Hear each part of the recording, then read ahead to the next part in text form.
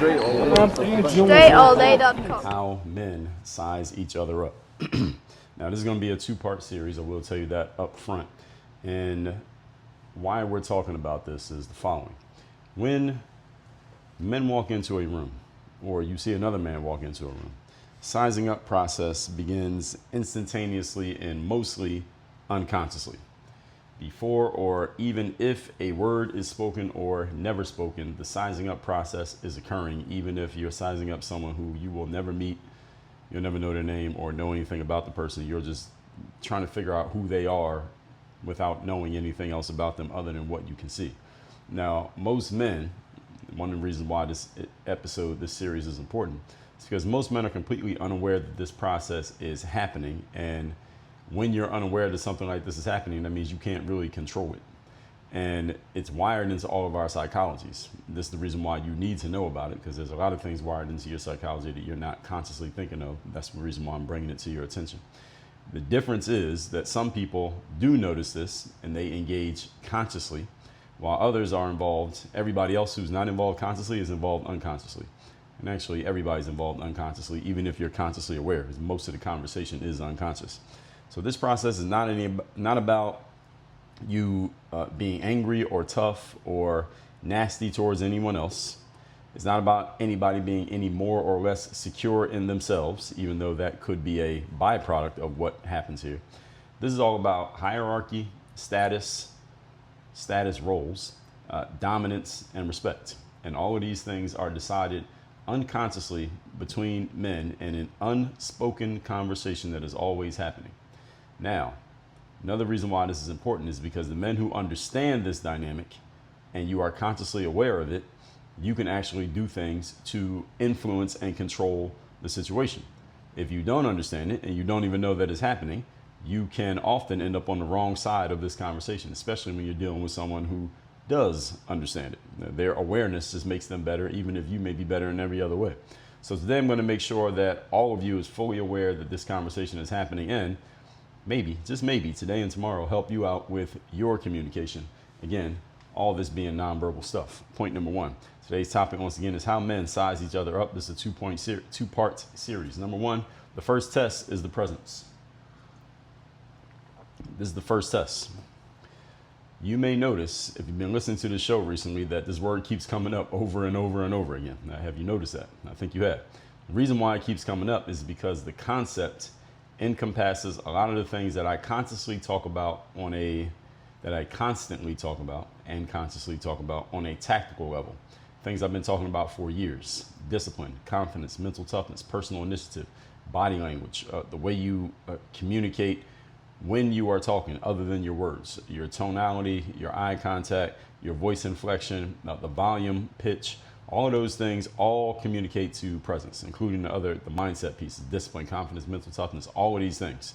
Your breathing, your overall composure, depending on who you're dealing with, the way you move and hold your body. Again, all of these things you hear me talk about over and over and over again, not just recently when I've been talking about and focusing on this concept of presence as much, but I mean, you can go back to 2016, 2017, 2018, 2019, 2020. I've been talking about these things. Why? Because all of these things are judged in you by other men before they learn or know anything else about you, and even if they never do, they're judging you based on just that. If you appear to be uncomfortable in your own skin, other men feel this energy coming off of you immediately. They can immediately tell, okay, all right, where's this person's confidence level at? Where's this person's mental toughness level at? All right, is this a person who can be approached? Is this a person who I probably should leave alone? Is this a person who can be maybe enticed to do something for me? Is this a person who I should walk up to and try to pitch them my product or service? Is this a person I should just leave them alone because they don't look like the type of person who wants to be talked to at all? All right, people are making these judgment calls all the time. Women notice this as well, but men tend to notice it first. And the reason why men tend to notice it first is because just biologically we're wired to be able to perceive threats. Now, who's a friend, who's a foe, who's a threat, who's not a threat? If someone is a threat, could I handle this threat? Yes or no? Men notice this because usually if there's going to be any type of altercation, it's going to be men versus men, not women versus men. The women are wired to figure out, okay, who could be my security or safety if something does happen. The men are wired to think, who could be the threat?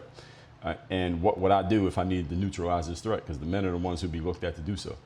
Now, when you walk into a place, Do you walk in feeling as if you belong in the space? Or do you walk into a space feeling as if, well, I'm not sure if I belong here. I'm not sure if anybody's going to let me know that I don't belong here. This is what other people are asking about you before they know anything about you. And it's an interesting thing. Living where and how I've lived over the last, let's say, 15 or so years, I usually have lived in high-rise buildings. And when you walk into some, not all of them are like this, but many of them are like this, is that there's a front desk. There's somebody or a couple somebodies sitting at the front desk as soon as you walk into the main entrance, and their job is to basically be the gatekeeper for the rest of the building. So when you walk in, if you walk in as if you don't belong there, and you're walking in kind of looking around because you haven't been in this place before, you're not quite sure which direction to go, where's the elevator, where's the steps, they can read that off of you immediately. And when they read that off of you, their job is to stop you and try to figure out where you're going. Now, if you walk in and you've been there before, then you carry yourself with a different type of energy. The front desk people kind of leave you alone and let you go on your way, wherever you happen to be going. Now, some of you may be thinking to yourself, well, if you live in a building and the people at the front desk work there, they probably have seen you before, right? The answer is yes. Here's the thing, though. Let's say you walk in and they haven't seen you before, and maybe you don't live there. If you walk in a certain way with a certain type of energy, with a certain type of certainty and confidence in your step, they will let you go and not bother you, even if they don't know you. Because it's not their job to literally make every person prove that they belong in the building. I mean, the fact that you walk in the door, if you walk in as if you belong there, they're not going to stop you. It's not their job to stop you, and technically you don't have to stop. It's not like they're police officers. They can't stop you from moving through. Let's just say my neighbor, not my neighbor, but my friend, gives me the keys to his or her the access keys to their building, and say, go to my apartment, is on the 12th floor, and get something out of my apartment. I just walk in and walk straight to the elevator and walk right past the front desk person. Maybe I'll say hello to them, acknowledge them. They never seen me before. I never seen them before. But if I walk in as if I belong there, they're not going to stop me because I got keys in my hand. So if I can't get up through the elevator, I can't activate the elevator, it'll be obvious. But if I can, again, I don't owe them an explanation. I don't have to say anything. So just the way that you carry yourself, I'm bringing that up to say, the way that you carry yourself communicates to other people whether you are a person who should be engaged with, whether you're a person who should be ignored, whether you're a person who should be stopped, whether you're a person who should be, let me just move out the way and let this person go. All of these things other people are asking about you before they know anything about you. And again, even if they never find out anything about you. Point number 2. Today's topic, once again, is how men size each other up. Number 2, does physicality matter? Does it matter your physicality? I mean, does it matter if you're tall or short? Does it matter if you have big muscles or small muscles? Do these things matter? Yes, they do matter. They do matter. I'm going to talk about this a little bit more in a future episode, but does physicality matter at all? The answer is yes, because a man can notice when another man looks like he goes to the gym. Any of you men, women as well, you see a man out in the street, at least if he's dressed in a way that you can kind of get a feel for his physique, you can tell if a man goes to the gym. When I'm walking around in a suit, it's hard to tell if I go to the gym or not, but when I'm in casual clothing, you can tell I'm a person who knows his way around a fitness facility. People notice your height, they notice your physical build, they notice the way you are groomed, meaning is your hair cut, how's your hair done, do you shave? People notice these kind of things. They notice how you move about. People notice if your pants are wrinkled or straight. They notice what kind of shirt you have on. Is it oversized? Is it hugging your body? People notice these kind of things and they make inferences about them, again, completely unconsciously. You are giving off signals as to whether you are a protector, a threat, or someone to be completely ignored relative to the person who's taking you in. Because two different people can look at you. One of them can see you as a protector. Another person can see you as a threat. Someone can see you as someone to ignore. Someone can see you as someone that they need to talk to, depending on who they are and their situation. If you're a man listening to this, if you ever walked into a space and felt like you were unconsciously or non-verbally dismissed by the other men in the room, there was something that you were giving off in your energy that led them to this conclusion, to make them look at you and see, okay, this person is not anybody that we need to care about. Now, again, in one room, you could walk in and everybody celebrates and cheers because they're excited to see you. Another room, you could walk in and people look at you for about 2 seconds and they say, oh, nobody. And they just keep going back to their business. It depends on who they are and also depends on who you are. That second scenario won't happen as often as you increase your own presence, as you step up your own energy, as your command of the space increases. That'll happen to you less often. Why? Because of who you've become, regardless of who they are. Even if they are not necessarily in need of anything that you're offering, it's not about that as much. That's more of a conscious thing. Your energy leads to this conclusion. And again, this is reached in a matter of seconds, not hours or days. So this is not after interviewing you and vetting you and Googling you. That's not what this is about. When I got my first taste of entrepreneurship, for example, as a college student, though I didn't get this taste while in college, I got it during my years in college, but it wasn't in college. A businessman once said to an audience I'm a part of, he said, you should always dress the way you wish to be addressed. They say that in business all the time. Dress the way you wish to be addressed. And I remember being in high school, and a recruiter from Morehouse College came to my school, and he told a room full of young men, because Morehouse is an all-male college, and he was recruiting young males, and Morehouse is an HBCU, so my high school was mostly black. So he's talking to a room full of black high school students, that once a week, when you were a student at Morehouse, everybody wore a full suit and tie all day. That was just part of the requirements of being a student at Morehouse. And the reason was, and he reiterated the same concept. I don't know if he said the exact words, but it was the same concept. Dress the way you wish to be addressed. And he was explaining that when you get out of school, you're going to be going to the professional world, and you're going to wear a suit and tie then, so you can practice wearing a suit and tie every day, or not every day, one day a week when you're a student in college. I was repulsed by the concept back then, but I understood what he was saying. Even though some of you who are listening to this now, maybe you work from home, or maybe you even go into an office, but it's very casual, or you could choose whatever you want to wear. You never had to put on a suit and tie. So you're like, well, what does that even mean? It doesn't even make sense. Dress the way you wish to be addressed. Just because you have on a suit doesn't mean that you're this and that. And just because you're wearing casual clothes doesn't mean you're that and this. I say, I agree. Now, you're looking at a person who, before I started wearing suits, I wore casual clothing every single day, all day. And I was still a business owner then, just like I'm still a business owner now. At the same time, the concept and the idea directionally are still true. Then when you walk around in certain type of clothing, it gives off a certain signal, and it garners a certain response from certain people. The way that you're dressed. I'll tell you myself. Over the last year or three, you've heard me talk about this many times, that I tell you about the different type of responses that I get from people just because I'm walking around in a suit. There's a young lady who used to work at the front desk of a building I was living in. And when I would speak to her, she would always call me Mr. Baldwin. And she was a young girl. She was probably in her early 20s. And I never asked her to call me that. I never gave her an exact name. I guess she just saw it in the system when I would come up. But she always would address me as Mr. Baldwin. And one of the reasons I'm pretty sure she addressed me that way is because I was walking around in a suit. I was walking around in this professional's uniform. Had I been walking around in a t-shirt and basketball shorts and sneakers when she saw me most of the time, she probably would not have called me that. She probably would have called me Dre. Again, even though she didn't ask me, that's just the way she decided to address me.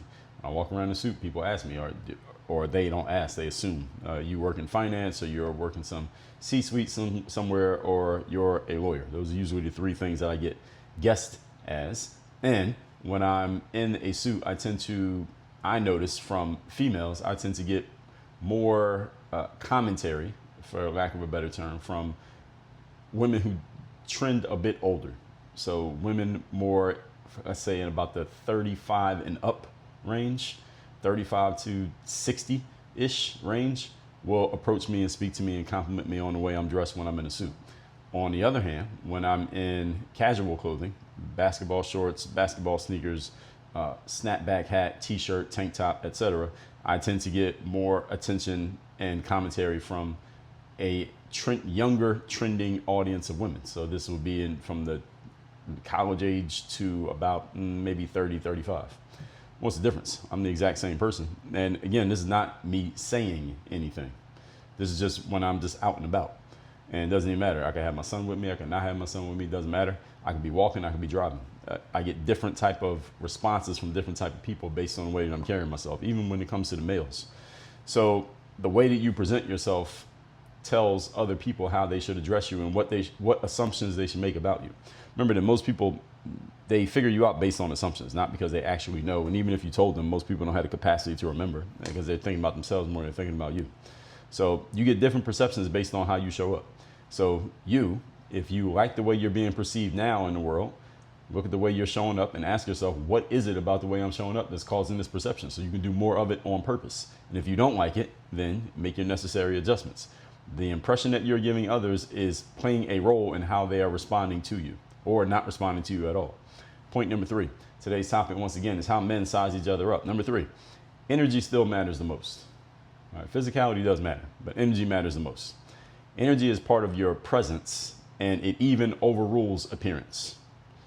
People decide if you are somebody or nobody, if you should be paid attention to or completely ignored, whether you put on a full suit or you wear you can have swim clothes on. It doesn't matter. You put on a suit and some nice shoes and the freshest clothing you can buy, but give off an energy of insecurity while walking around in that suit, you still get pegged as a low status man who is to be ignored. All right, that will still happen. The man whose clothes are not as sharp as your clothes, but he radiates calm, grounded authority, he will have a higher status, unspoken, than you will. And not only does he know it, you know it. And if you don't know it, you'll feel it, and he'll feel it too. Remember, ladies and gentlemen, that energy is the biggest thing most people pick up on when it comes to other people, because verbal communication is but a small piece of what we are giving off to other people. Remember that depending on who you ask, nonverbal communication is somewhere between 60 and 95% of communication. Right? Most of the communication humans have with others has nothing to do with what you actually say. It's how you say it, the energy behind what you say, your body language when you say it, your tone, your pitch, your eye contact when you're saying it, if there is any, and also the energy of the person who is receiving the message. Now, I could say the exact same thing. This very episode you're listening to right now, there are some people who took this completely differently than how you took it, even though I'm saying the exact same thing to both of you. Why? Because you are in a different state. You think differently. You have your own life experiences, and there's something that I said here that may have hit a nerve with you, whereas something else that I said in this episode hit a nerve with somebody else for completely different reasons, and you get completely different impressions of me and the very content of this episode based on who you are. All of these things are nonverbal. Right? It's not necessarily what I said, it's how I said it and what it means to you that matters the most. Verbal communication is a small piece of what we give off to each other. So when we talk about men sizing each other up, and remember, this is only part 1 of what will be a 2-part series. A lot of this has nothing to do with talking. All right, so any of you who thinks you're not that great of a speaker, at least as far as the context of this episode goes, don't worry about it. Now, you should worry about it, but not because of this episode. And if you think you're an amazing speaker, that's great, but keep it in your pocket because it has nothing to do with what we're talking about here and what we'll finish talking about here tomorrow. Let's recap today's class, which is how men size each other up. Again, this is first of a 2-part series. Number 1, presence is the first test. Presence is about the energy that other people feel in and coming off of you when you walk into a space. Let me give you a definition once again of the word presence, because I want all of us to be on the same page what this word means. It is the definition that I want to use here is something such as a spirit felt or believed to be present. I don't really like that one. The bearing, carriage, or air of a person, especially stately or distinguished bearing, or a noteworthy quality of poise and effectiveness. All right, that's what presence means. That is the first test. People just feel, all right, is this person somebody or are they nobody? And they decide pretty quickly because they got to get back to looking at their phones. Number 2, does physicality matter? The answer is yes. And when I say physicality, that's your height, your body shape, your size, your weight, the clothing you're wearing. Does that stuff matter? Yes. I'm gonna do a whole episode on this concept very soon. But understand that your presence overrides this. And point number 3, your energy still matters the most. Energy is part of the presence and it overrules your appearance. So you can have the nicest clothes on, but if you don't have the right energy to fit in those clothes, if you get what I'm saying metaphorically, then the clothes will not make the man, as the saying goes. No, the man makes the clothes. Clothes do not make the man, even though the clothes do help. They are multipliers. They are accentuators of who you are as a person, but they cannot replace or change who you are as a person. Tomorrow we'll get into part 2 of this series. Between now and then, make sure you're in my texting community. Number is down below in the description. It's 305-384-6894. And make sure you go to workonyourgameuniversity.com, get into our programs, get the program of your choice, get into it to where you're working with me directly. Tomorrow, part 2. Work on your game. Dre, all